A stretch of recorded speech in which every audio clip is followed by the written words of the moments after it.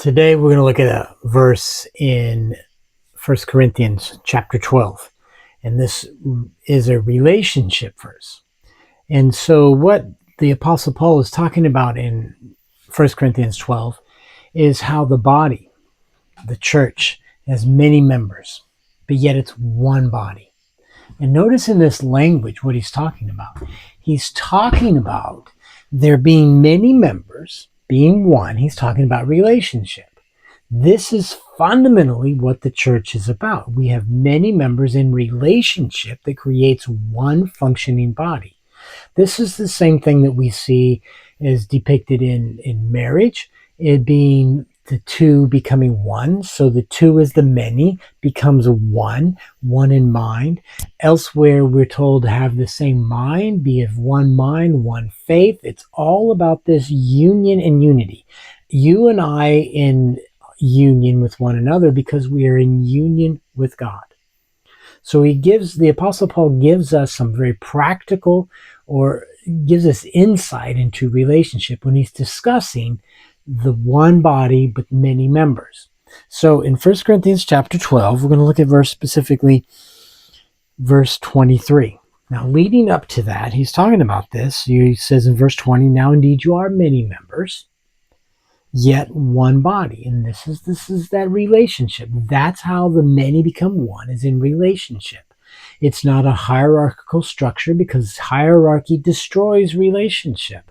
It makes it not even necessary to relate because it's what you do, what you're told. It's just this authoritarian, dictatorial sort of thing. And that's not what we have. In fact, he says how we have need of each part. The eye can't say the hand, I don't need you, nor again the head to the feet, I have no need of you. Verse 22, no, much rather those members of the body which seem to be weaker, they're necessary. All right, so this is leading into verse 23, which has this principle. Here, this is all about relationship, how we relate to one another. He says, even those which seem to be weaker, they're needed and they're necessary. So in verse 23, this is the verse for today. And those members or parts, individuals of the body, which we think to be less honorable, or another way of saying that is of being of less value, on these we bestow greater honor. We treat them as being worth more. And our unpresentable parts have greater modesty. And this is still talking about value and treating them as value. And in fact, he goes in the next verses, those parts, they don't need, they're already perceived as having honor and being presentable. So what's the principle here?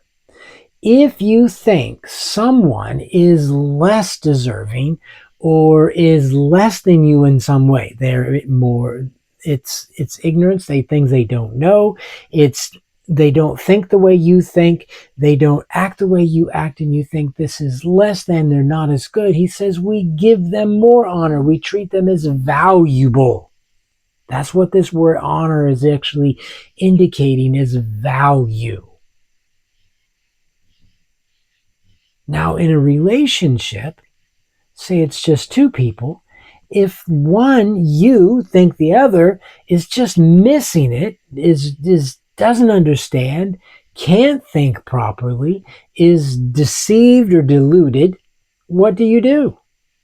You don't treat that person as being worth less. In fact, you bestow more honor, more value upon that person.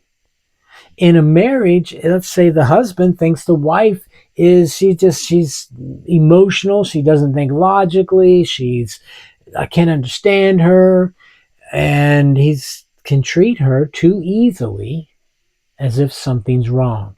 Instead of giving her more honor, he treats her as she's worth less than me. She needs me to tell her what to do and to try to control and dictate. And that is contrary to the principle of Christianity, of Christ, giving honor unto those which you think deserve less. Don't think of yourself more highly than others. We could go to Philippians 2 and talk about this principle in that context. So give more honor to the individuals that you think are less worthy and less valuable. Don't give them less. Don't treat them according to the way it seems. This person seems to be less than me. If you feel that, then give them more. Treat them as being even more valuable and call out their value by how you treat them.